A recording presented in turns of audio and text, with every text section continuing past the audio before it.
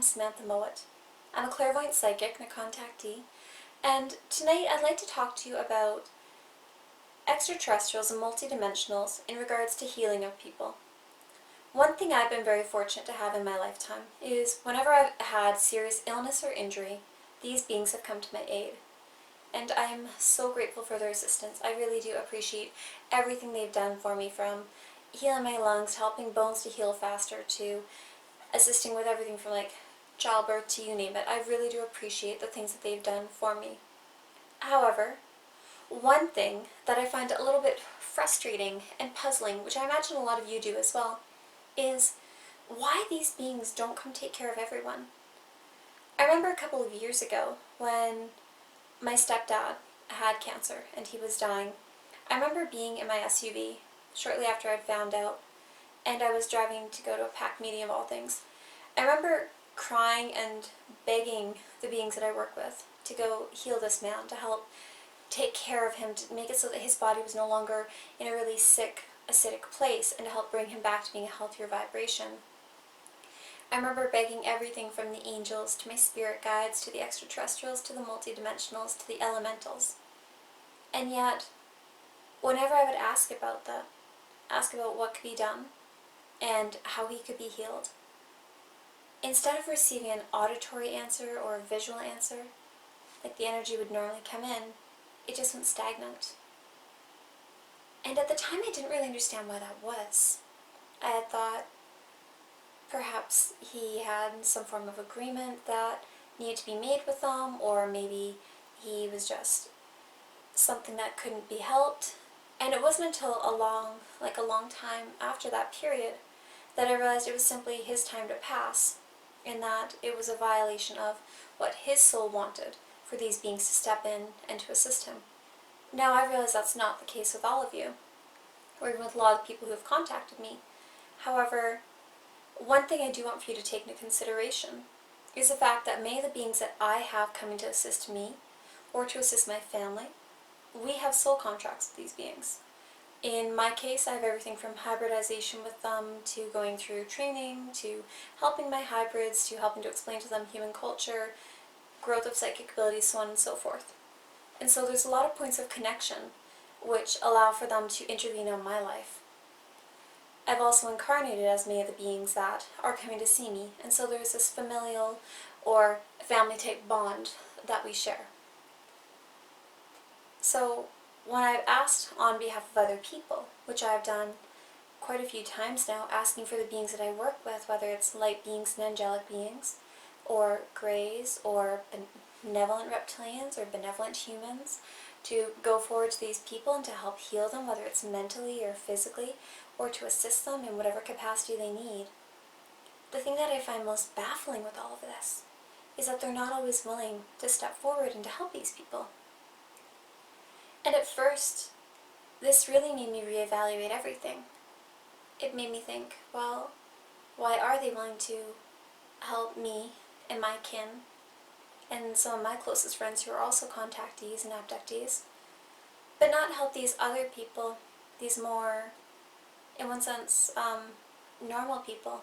And I don't believe the concept of like being chosen by extraterrestrials. I think that's just a silly concept. But I do think it has something to do with the fact that we have, a lot of us who do work with these beings are in bloodlines where they contact us over the course of multiple generations, be it us, our parents, or grandparents. So the ETs are more aware of what to expect from those humans when they are abducting them. You know, it can be really heartbreaking to see this situation unfolding.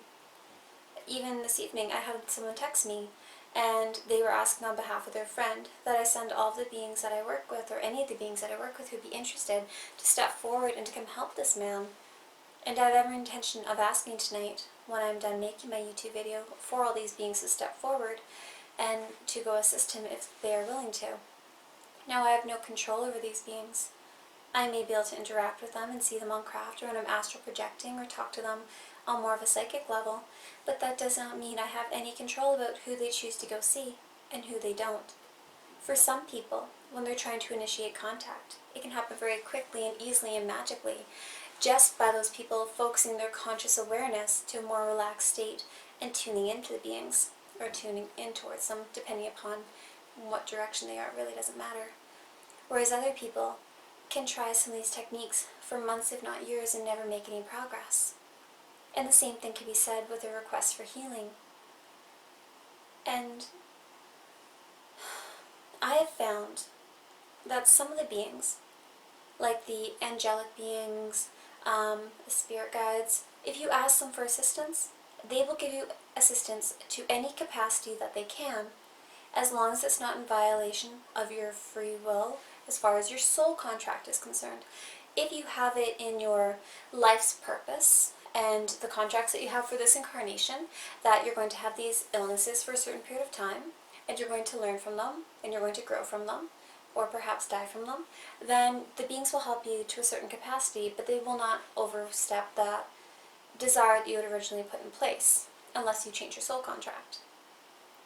Whereas other ones, like the Greys, I found, have been more willing to kind of step to the side of these contracts and help in more of a stronger capacity that way.